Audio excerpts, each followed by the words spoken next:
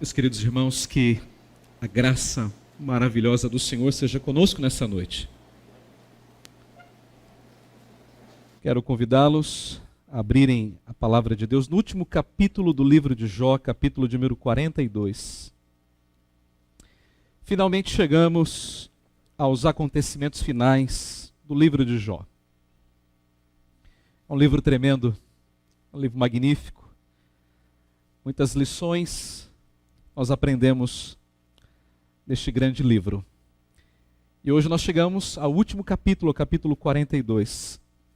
E o tema da mensagem desta noite é: Deus restaura a nossa sorte. Vamos ler a palavra do Senhor, do verso 7 até o verso 17. Acompanhe atentamente a leitura da Escritura Sagrada, a palavra do Senhor. Tendo o Senhor falado estas palavras a Jó, o Senhor disse também a Elifaz, o temanita: a minha ira se acendeu contra ti e contra os teus dois amigos, porque não dissestes de mim o que era reto, como meu servo Jó. Tomai, pois, 7 novilhos e 7 carneiros, e ide ao meu servo Jó, e oferecei holocaustos por vós. O meu servo Jó orará por vós, porque dele aceitarei a intercessão, para que eu não vos trate segundo a vossa loucura, porque vós não dissestes de mim o que era reto, como meu servo Jó. Então foram Elifaz, o temanita, e Bildade, o suíta, e Zofar, o naamatita, e fizeram como o Senhor lhes ordenara, e o Senhor aceitou a oração de Jó. Mudou o Senhor a sorte de Jó, quando este orava pelos seus amigos, e o Senhor deu-lhe o dobro de tudo quanto antes possuíra.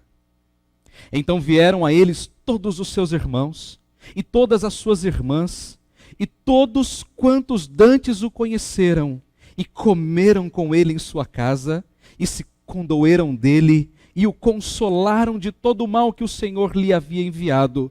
Cada um lhe deu dinheiro e um anel de ouro. Assim abençoou o Senhor o último estado de Jó, mais do que o primeiro, porque veio a ter 14.000 ovelhas, 6.000 camelos, 1.000 juntas de bois e 1.000 jumentas. Também teve outros 7 filhos e 3 filhas. Chamou o nome da primeira Gemina, o da outra Késia e o da terceira Querem-Apuque. Em toda aquela terra não se acharam mulheres tão formosas como as filhas de Jó, e seu pai lhes deu herança entre seus irmãos. Depois disto, viveu Jó 140 anos, e viu a seus filhos e aos filhos de seus filhos, até a 4ª geração. Então morreu Jó, velho e farto de dias. Essa é a palavra do Senhor. Vamos orar. Bendito seja o teu nome, Senhor. Bendito seja o teu nome. Porque grandes coisas o Senhor tem feito por nós. Por isso estamos alegres. Nessa noite, ó Deus, chegamos ao último capítulo, aos últimos versículos deste grande livro. E nós rogamos ao Senhor que o Senhor nos ajude a compreender a tua vontade.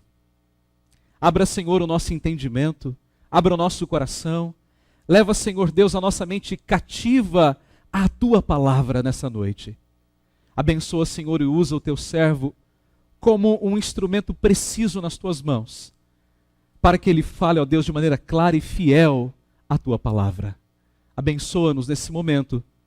É o que nós te rogamos, em nome do teu Filho amado, Jesus. Amém.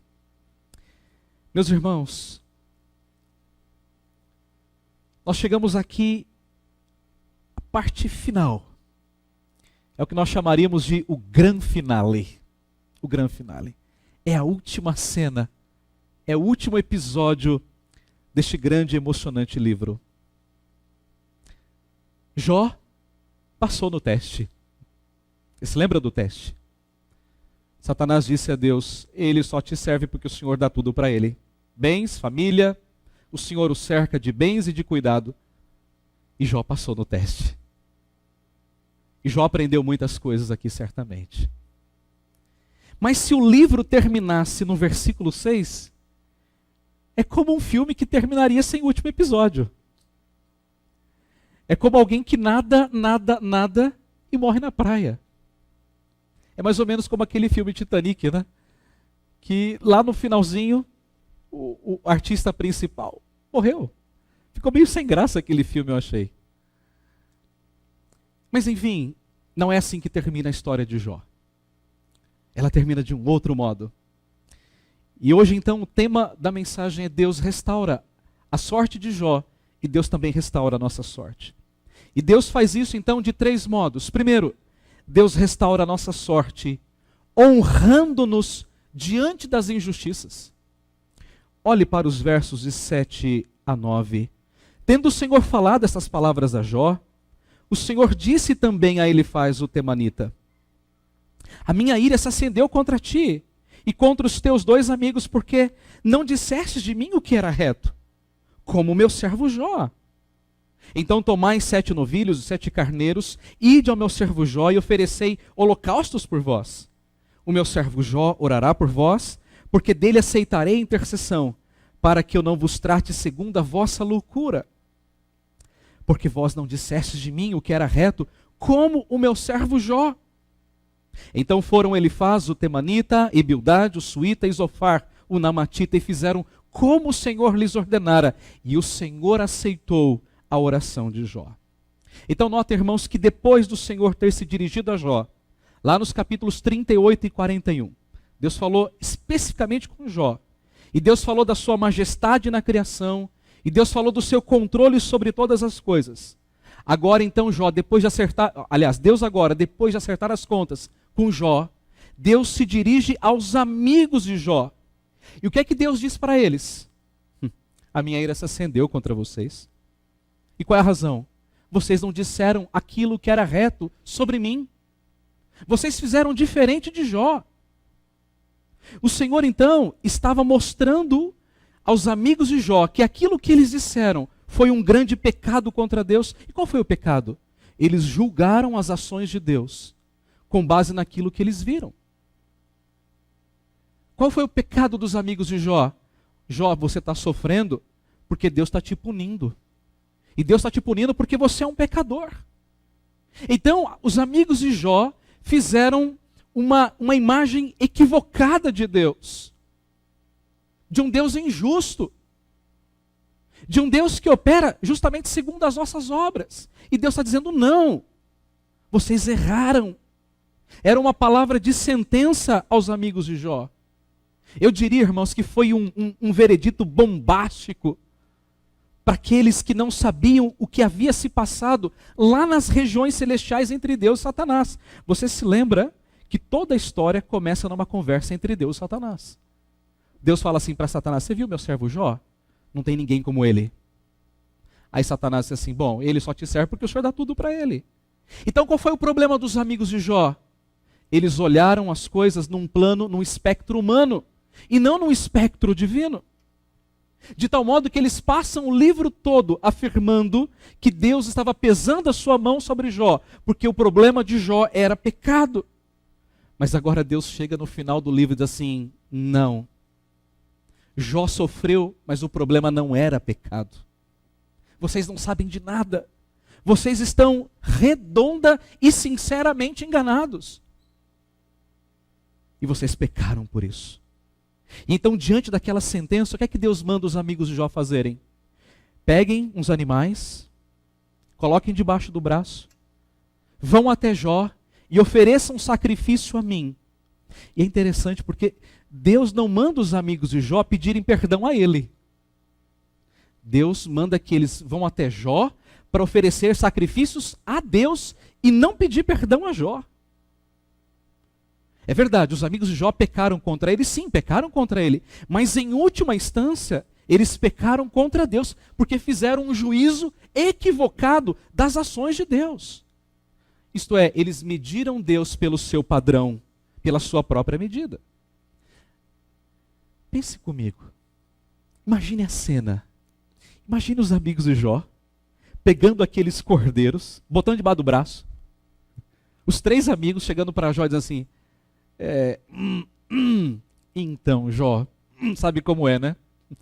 A gente está aqui porque Deus mandou a gente vir aqui para você oferecer um sacrifício aí por nós. Sabe como é, né, Jó? De vez em quando a gente erra. Imagine a cena desses amigos diante de Jó. E Jó agora tendo que oferecer um sacrifício a Deus. Naquele momento, Deus estava iniciando o processo de restauração na vida de Jó. Exatamente naquele momento. Olha que coisa interessante. Final do versículo 9. Quando eles chegam para Jó e oferecem os animais para que Jó oferecesse os sacrifícios, o texto diz assim, e o Senhor aceitou a oração de Jó. Olha o verso 10. Mudou o Senhor a sorte de Jó. Quando, irmãos? Quando Jó fazia o quê? Orava. Interessante, não é? Aqui Deus começou o processo de restauração na vida de Jó.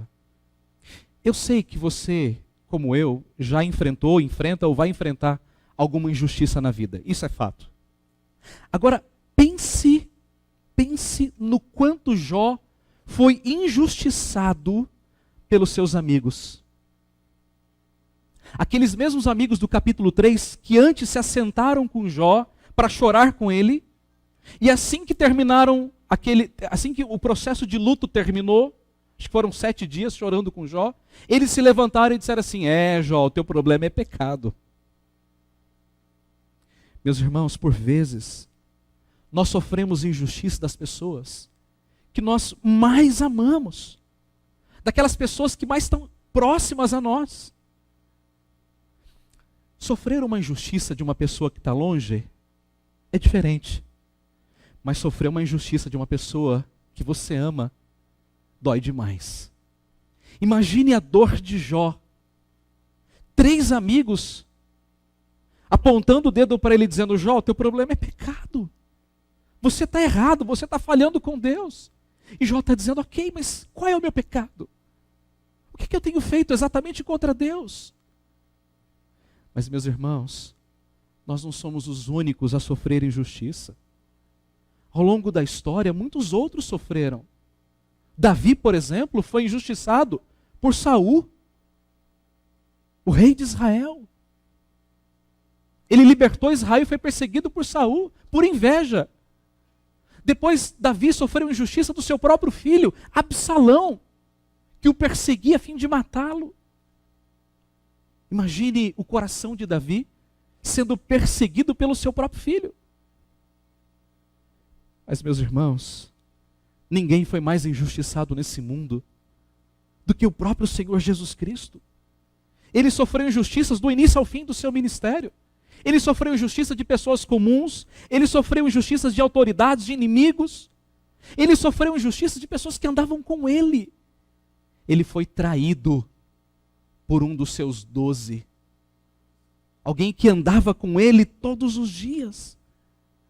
Jesus sofreu a maior de todas as injustiças. Ele sofreu a cruz. E não foi injustiça? A Bíblia diz que aquele que não conheceu o pecado, ele se fez pecado por nós. A Bíblia diz assim, maldito todo aquele que é pendurado no madeiro. Ele se tornou maldito no nosso lugar. Isso não é injustiça? Quantos aqui assistiram aquele filme famoso, como é que chama? Do Mel Gibson, A Paixão de Cristo. Quantos aqui assistiram? Muitos assistiram. Você não tem aquele senso, lá quando Jesus está na cruz, você não tem aquele senso de injustiça? Ele faz o bem, ele ama as pessoas, ele cura as pessoas, ele multiplica, ele ensina as pessoas e lá no final do filme, ele vai para a cruz. Você não tem um senso de injustiça? Ele sofreu a maior de todas as injustiças por nós. Então Jesus, ele entende exatamente quando eu e você sentimos aquele senso de injustiça. Ele entende a nossa dor. Ele entende o nosso sofrimento. E então nós podemos ir a Cristo e podemos entregar a Ele toda a nossa dor. Mas eu quero dizer uma coisa a mais para você. Haverá um dia em que Deus vai te honrar. Se não for nessa vida presente, certamente será na vida futura. E naquele dia final, o Senhor haverá de julgar todas as coisas e todas as pessoas, e Deus há de retribuir a cada um segundo as suas obras. Então, se em algum momento você se sente injustiçado, calma o teu coração, porque nenhuma injustiça ficará sem retribuição da parte de Deus. Deus haverá de julgar todas as coisas naquele dia final. Mas eu quero destacar uma coisa final aqui, nesse primeiro ponto. Jó, ele tinha tudo para se negar a ser o intercessor dos seus amigos diante de Deus. Ele poderia ter dito assim: ah, é? Não, aqui não, meu amigo. Aqui não. Mas ele não fez isso. Jó orou pelos seus amigos. Ele intercedeu por aqueles homens que apontaram o dedo para Jó, dizendo assim: Jó, o teu problema é pecado. Você é um homem imoral. Mas agora Jó está orando a Deus. E isso nos ensina, irmãos, uma grande lição. Ore pelas pessoas que te ferem com injustiça. Não busque vingança. Não busque retribuir na mesma medida. Ore. Não espere que essas pessoas venham a você com um pedido de perdão. Olha, por favor, me desculpe, me perdoe, eu errei. Não espere isso. Ore e deixe que Deus faça a sua justiça no seu tempo e do seu modo. Então Deus restaura a nossa sorte, nos honrando diante das injustiças. Segunda maneira pela qual Deus restaura a nossa sorte. Deus restaura a nossa sorte, restituindo-nos tudo diante das perdas. Veja os versos 10 a 15. É aqui que eu quero me deter.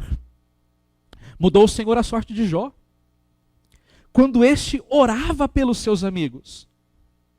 E o Senhor deu-lhe o dobro de tudo o que antes possuíra. Então vieram a ele todos os seus irmãos e todas as suas irmãs, e todos quantos dantes o conheceram, e comeram com ele em sua casa, e se condoeram dele, e o consolaram de todo o mal que o Senhor lhe havia enviado. Cada um lhe deu dinheiro e um anel de ouro. Assim abençoou o Senhor o último estado de Jó, mais do que o primeiro, porque veio a ter 14.000 ovelhas, 7.000 camelos, 1.000 juntas de bois e 1.000 jumentas. Também teve outros 7 filhos e 3 filhas. Chamou o nome da primeira Gemino, da outra Queso, da terceira Queren-Apuque. E em toda a terra não se acharam mulheres tão formosas como as filhas de Jó, e seu pai lhes deu herança entre os seus irmãos. A primeira coisa que nós devemos notar nesses versos é que a restauração de Jó, irmãos, ela não se dá na mesma medida, mas ela se dá em dobro, abundantemente mais. Deus deu a Jó muito mais do que ele poderia imaginar, muito mais do que ele perdeu. E aqui, uma outra coisa interessante que nós devemos notar, é que a restauração de Jó, ela começa, sabe como? Com um banquete. E banquete é sempre símbolo de honra. Os irmãos, as irmãs, todos vieram até a casa de Jó. Fizeram uma festa, deram dinheiro a ele, e imagino que não tenha sido pouco não, e deram a ele um anel de ouro, símbolo de honra.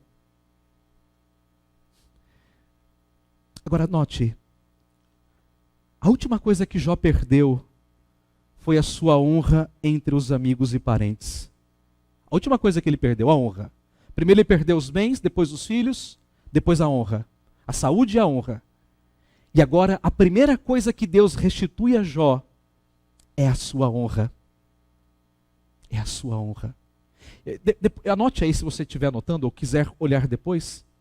Compare o capítulo 42, versículo 11, que mostra aí que os seus irmãos e amigos vieram até ele. E compare isso com o capítulo 19, de 13 a 19. Eu não tenho tempo para ler agora, mas lá no capítulo 19 vai dizer assim: os meus amigos me abandonaram, os filhos da minha mãe me abandonaram, as crianças que antes me sentavam para ouvir também fugiram da minha presença. Todo mundo me abandonou, mas agora todo mundo veio até mim. Então eu quero que você note que de abandonado, Jó agora está honrado. De maltratado a prestigiado. De abatido a consolado. Jó, ele havia perdido todos os seus bens. Você se lembra disso? Lá no capítulo 1, versículo 3. Mas agora Jó recebe novamente tudo em dobro. Tudo, tudo, tudo. Já pensou? Olha para o texto. O texto diz assim, versículo 12. Assim abençoou o Senhor o último estado de Jó, mais do que o primeiro. E ele veio a ter 14.000 ovelhas. Você tem ideia do que é isso? É muita ovelha. Muita ovelha. 6.000 camelos. É muito camelo. 1.000 juntas de bois. E 1.000 jumentas. Irmãos, é que a gente vive num contexto urbano, a gente não lida com animais. Mas se eu estivesse pregando esse sermão num contexto rural, iam dizer assim, glória a Deus. Porque é muita coisa. E Jó recebeu tudo, mas recebeu em dobro. Tudo aquilo que ele perdeu, Deus deu em dobro. E tem mais um detalhe. Deus restituiu os filhos que ele perdeu. Mas aqui não tem dobro. Ele perdeu 10 filhos. E Deus deu novamente 10 filhos. Aí você fala assim, ok, onde é que está o diferencial entre os 10 filhos que ele perdeu e os 10 filhos que ele ganhou? Tem um detalhe aí no texto. Olha o que é que o texto diz. Lhe nasceram então 10 filhos. 7 homens e 3 mulheres. E o texto não registra o nome dos homens, mas registra o nome das mulheres, das filhas. E aqui eu nem vou entrar nos significados dos nomes, mas os significados são bem interessantes. Depois eu vou deixar para você pesquisar como aula da semana. Agora note o detalhe. Em toda aquela terra, versículo 15, não se acharam mulheres tão formosas como as filhas de Jó. Interessante isso, não é? Deus deu filhos ainda mais belos. Mas onde é que está a grande sacada da história? Vou explicar para você entender. Você já sentiu orgulho do seu filho? Sabe quando você vai numa reunião de pais e mestres? Aí a professora diz assim, olha, Wilson, sabe a Bárbara? Olha, a Bárbara é nota 10. Estudiosa. Não conversa na sala. É assim, não é, Wilson? Estudiosa. Não conversa na sala. Faz a lição de casa. Ela é um exemplo. E aí como é que você se sente, Wilson? Não é assim? Eu ainda não entendo muito essas coisas, porque as minhas são pequenininhas. Mas eu fui na reunião da Ana Maria. E a professora, não, ela é tranquila, ela não conversa na sala, ela faz tudo direitinho. E aí você, ufa, que bom. Então quando a Bíblia está dizendo que elas eram as mais formosas daquela terra, imagine Jó andando com seus filhos assim, todo mundo do lado.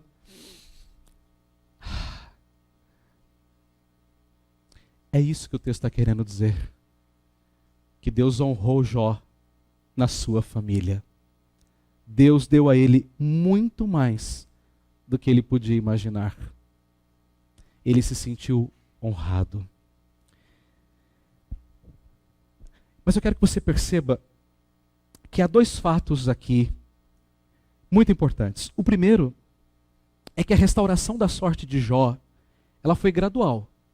Às vezes a gente lê o texto, dá a impressão que assim, enquanto Jó orava, foi tudo num passe de mágica, né? Ele ficou sarado, aí apareceram aquele monte de ovelhas e jumentas e bois, e aí os 10 filhos nasceram de uma vez, né? Não foi assim. A restauração, ela foi gradual. Nem tudo aconteceu da noite para o dia. Mas houve também uma restauração imediata. Houve sim. E eu creio que enquanto Jó orava, está lá, versículo de número 10. Enquanto Jó orava, Deus mudou a sorte de Jó. Aí sim, uma restauração imediata, mas houve também uma restauração gradual. E aí eu acredito que Deus fez duas coisas. Primeiro, Deus curou Jó. Foi um milagre, eu creio nisso. E aí depois, o banquete, os bens e os filhos foram acrescentados ao longo da vida de Jó. Eu vou explicar isso daqui a pouquinho. O segundo fato, que eu já mencionei rapidamente, mas eu quero chamar novamente a tua atenção, é que a sorte de Jó, ela foi mudada pelo Senhor enquanto Jó orava. Isso não é extraordinário? Isso é um detalhe que deveria chamar a nossa atenção. É como se nós estivéssemos cavando e de repente encontrássemos ali uma pepita de ouro. Imagine um mineiro que cava, e de repente, lá no meio de uma rocha, ele vê uma pepita de ouro assim, brilhando, ou um diamante. Ele fala, opa, peraí, tem uma coisa importante aqui. Isso aqui é uma pepita de ouro. E o que isso significa? Isso significa que Deus ele pode agir de qualquer modo. Deus age por meio da oração e a despeito da oração, Deus sempre age. Mas Deus quis restaurar a sorte de Jó enquanto Jó orava.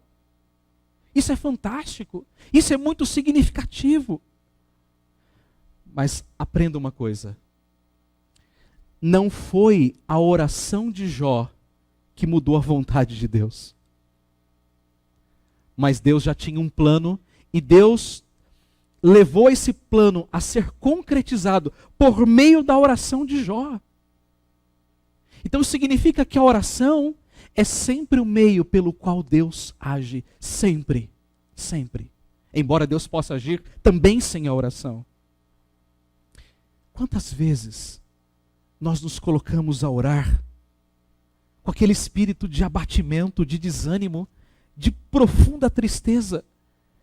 Mas na medida em que nós oramos, nós somos transformados pela graça de Deus. Vou te dar 2 exemplos. Você se lembra de Ana, aquela mulher estéril? Ela não podia ter filhos. Ela era totalmente atacada, injustiçada pela outra mulher do seu esposo. E um dia ela foi ao templo orar. E ela se colocou de joelhos e ela chorava.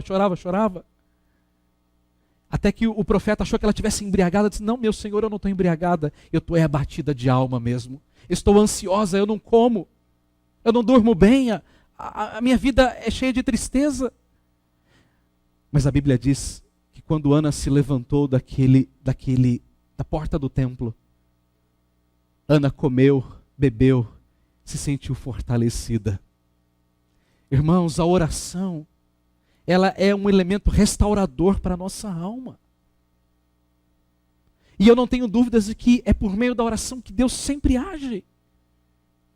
O próprio apóstolo Paulo, quando orava pedindo a Deus, Senhor, tira de mim esse espinho, e ele pediu 3 vezes ao Senhor, tira de mim, tira de mim, tira de mim. E qual foi a resposta de Deus a Paulo? Não, Paulo, mas a minha graça te basta. A minha graça te é suficiente.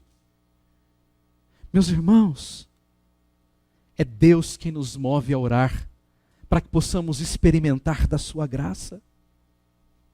Se você quer um conselho, ore. Ore. Ore. Mas há uma outra lição aqui que nós precisamos aprender. Embora nós venhamos a perder todos os nossos bens, por qualquer situação que seja, Deus ele pode restaurar tudo nesta vida, segundo a sua vontade. Ele pode, porque Ele é Deus. Mas ainda assim, irmãos, nós não podemos perder de vista que a grande restauração de tudo há de acontecer na glória e não nesta vida. Na eternidade, nós desfrutaremos de tudo o que Deus criou e tudo o que Deus deu ao seu Filho amado. No dia de Cristo, irmãos, haverá uma grande restauração. Deus vai restaurar todas as coisas, todas as coisas. Então, quando você pensar nas perdas materiais desse mundo, lembre-se, um dia Deus haverá de restaurar todas as coisas. Não se preocupe, não se preocupe. A terceira e última maneira como Deus restaura a nossa sorte está nos versos 16 e 17. Deus restaura a nossa sorte, dando-nos vida longa diante do sofrimento. Leia o texto comigo. Depois disto, viveu Jó 140 anos e viu a seus filhos e aos filhos de seus filhos até a quarta geração.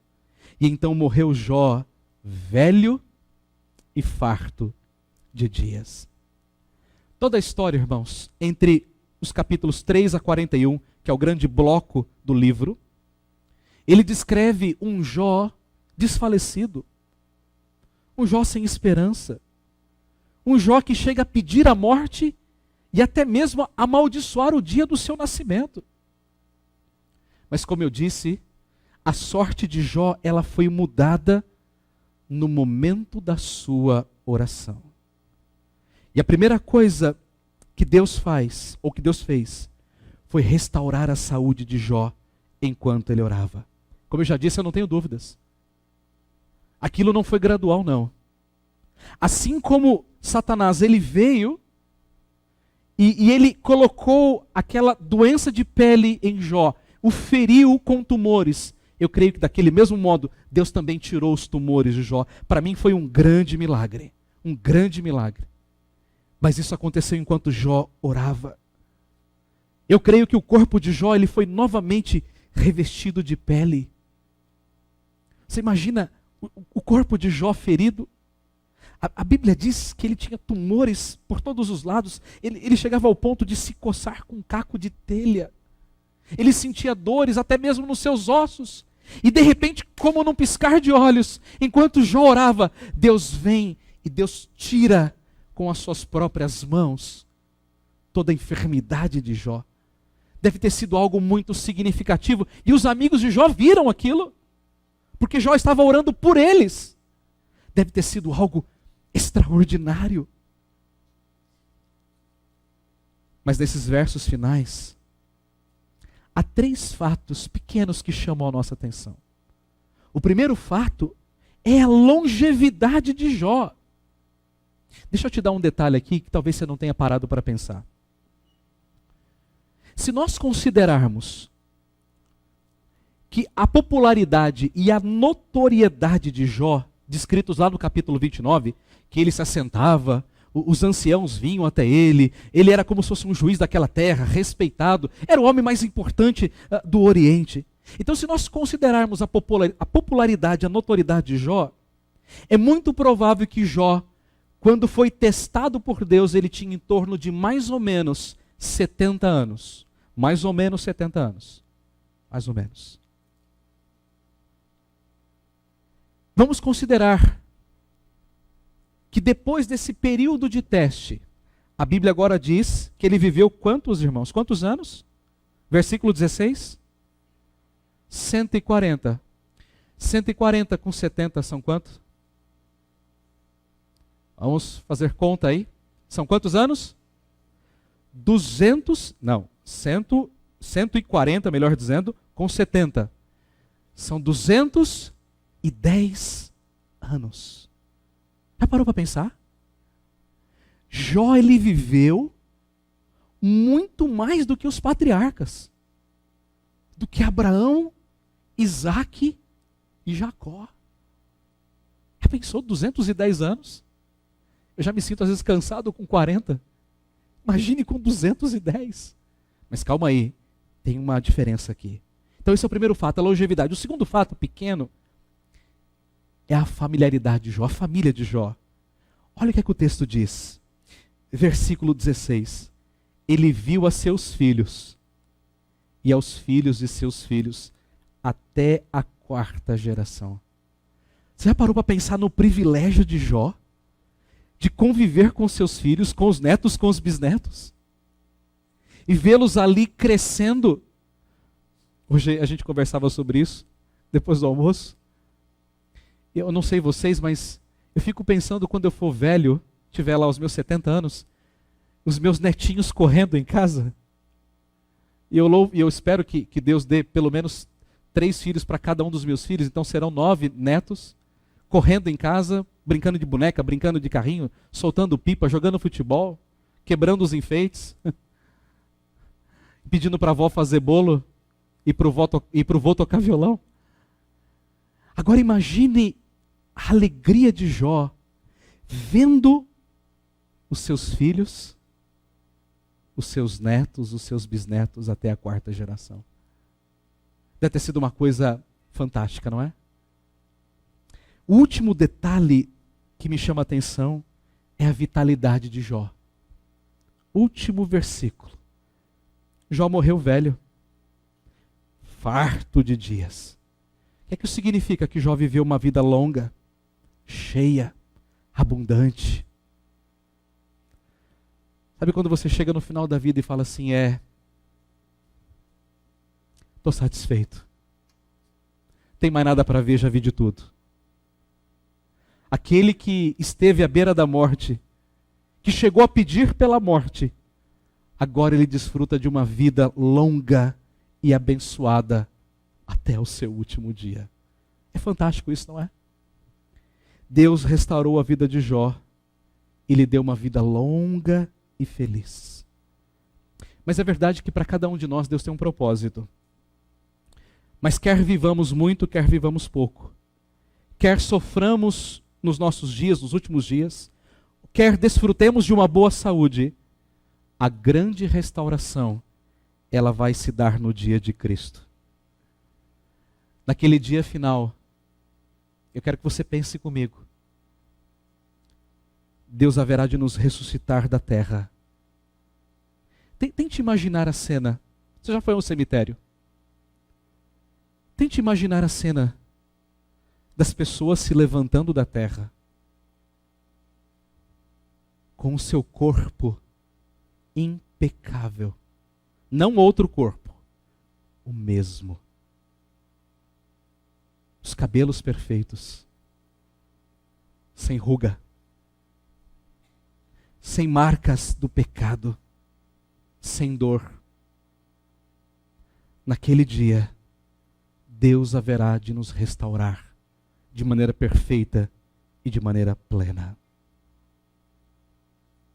Então, mesmo que a restauração não venha hoje, ela virá um dia e ela virá de maneira perfeita.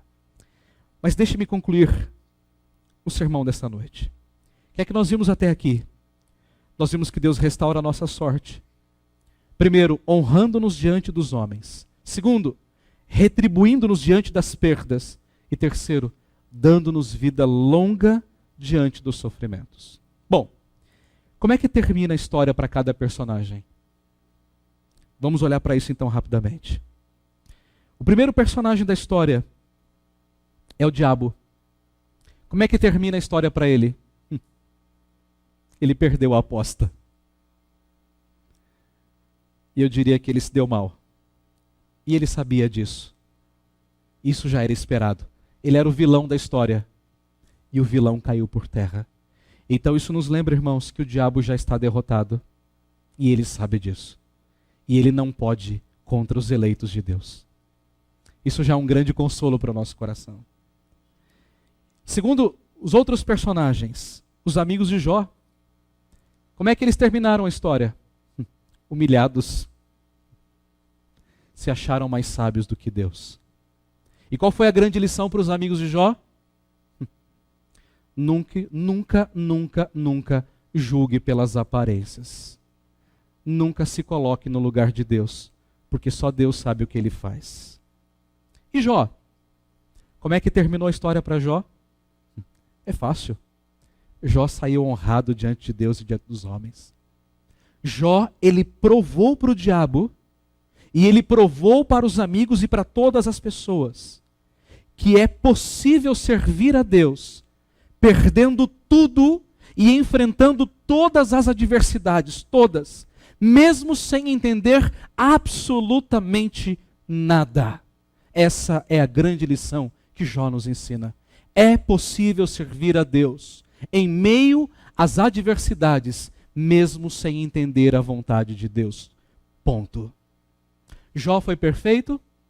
Não, não, não, não. Ele não foi perfeito. Jó ele também teve as suas crises, não teve? Teve lá as crises da sua alma, Jó murmurou, Jó falou demais, avançou o sinal, mas Jó não pecou.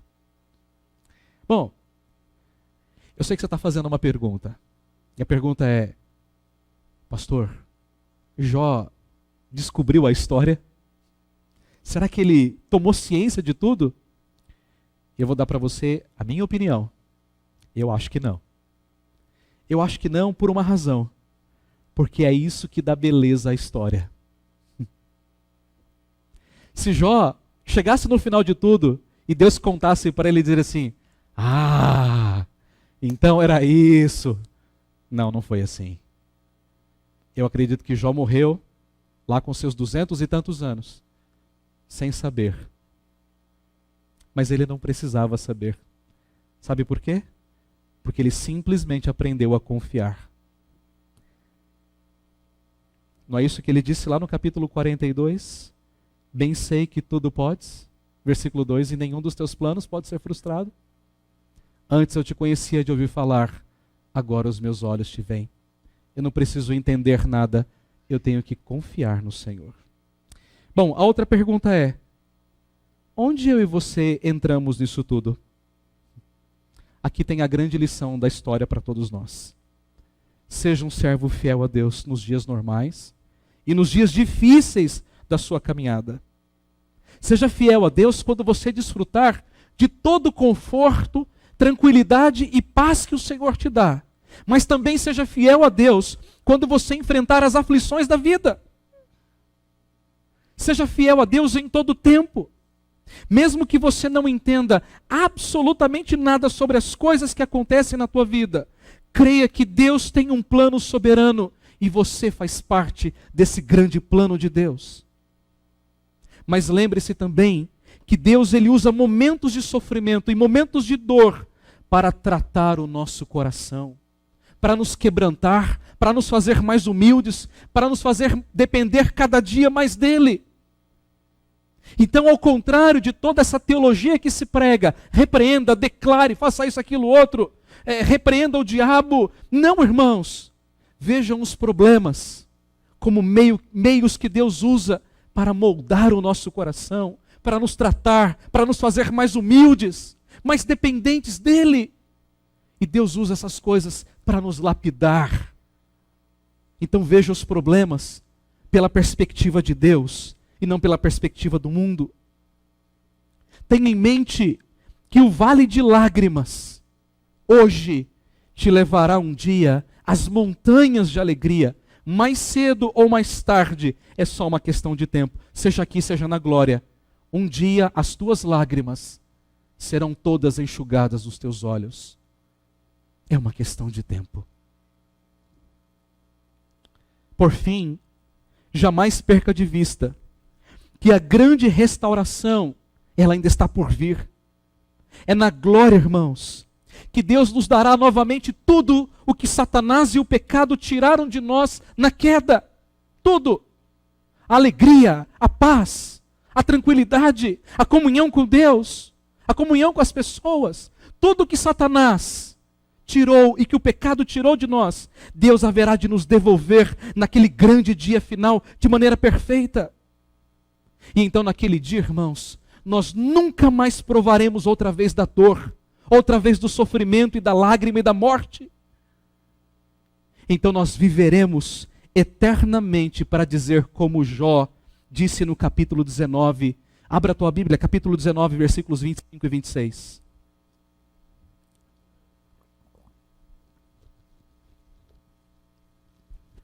Eu gostaria que você lesse comigo.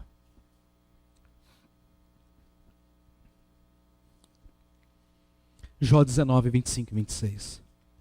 Vamos juntos. Porque eu sei que o meu Redentor vive, e por fim se levantará sobre a terra, e depois, revestido este meu corpo da minha pele, em minha carne verei a Deus.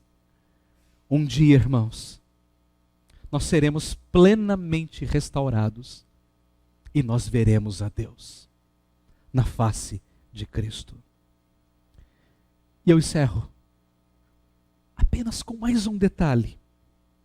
Se você notou, nós falamos de todos os personagens.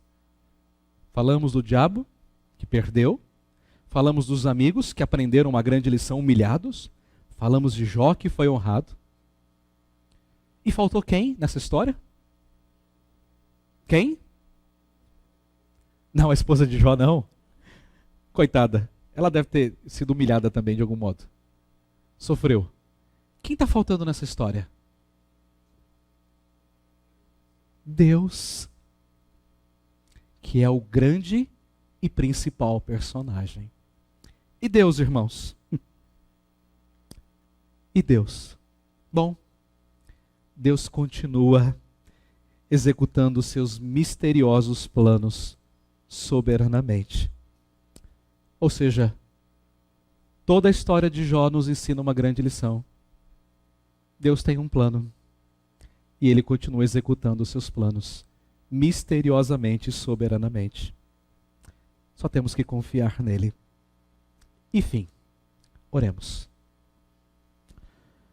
Senhor Deus, toda essa história nos ensina que o Senhor tem um plano. E o Senhor há de executar o teu plano conforme a tua vontade. E nós estamos nos teus planos. Mesmo, Senhor, que não os entendamos, mesmo que não possamos compreender a tua vontade, ajuda-nos a confiar em ti. E então, Senhor, ajuda-nos a viver uma vida grata ao Senhor. Tudo aquilo, Senhor, que temos vem do Senhor. Tudo aquilo que haveremos de ter vem do Senhor. Obrigado porque o Senhor é o nosso Deus. E o Senhor nos ama na pessoa bendita de Jesus Cristo. Obrigado, Senhor, por essa história tão magnífica, que enche, Senhor, o nosso coração de esperança. E nós podemos, ó Deus, reafirmar nesta noite: bem sei que tudo podes e que nenhum dos teus planos pode ser frustrado. A ti, Senhor, seja toda a glória, toda a honra e todo o louvor pelos séculos dos séculos. Amém, Senhor. Vamos então cantar, vamos louvar o Senhor. Não tenho palavras para te agradecer. Tua bondade dia após dia, Senhor, me cercas com fidelidade. Vamos colocar em pé, vamos agradecer ao Senhor, porque Ele continua sendo bom, mesmo que a gente não entenda os seus planos.